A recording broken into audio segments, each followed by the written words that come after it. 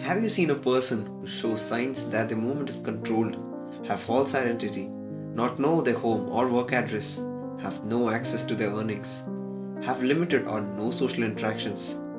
If you have, then they might be trapped in human trafficking. Human trafficking is the illegal movement of people for the purpose of forced labor or sexual exploitation. Today, around 20 million people are trapped in human trafficking, including children. Few types of human trafficking are forced labor, bonded labor, sex trafficking, and trafficking for organs.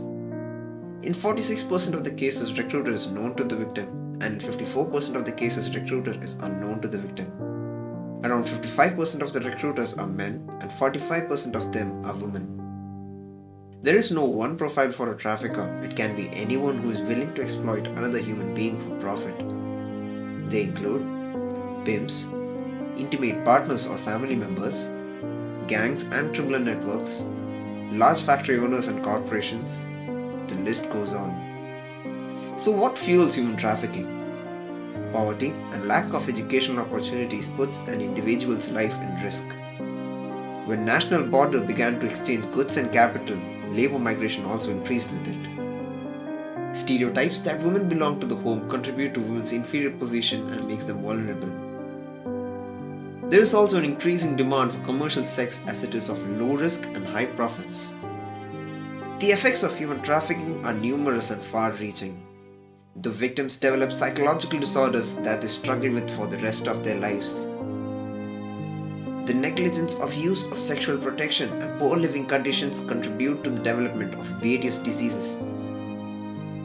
Victims will not stand out and ask for help because of lack of trust or self-blame.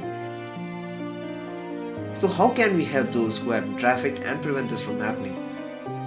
Identify the victims, build the trust and patiently interview them to get whole story and uncover what they have gone through. Provide the victims with basic necessities and make them feel safe.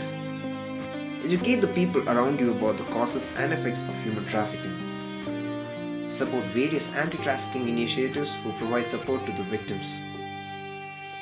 Longer the victims have been enslaved, greater will be the traumatic experience. Let's free them before it's too late.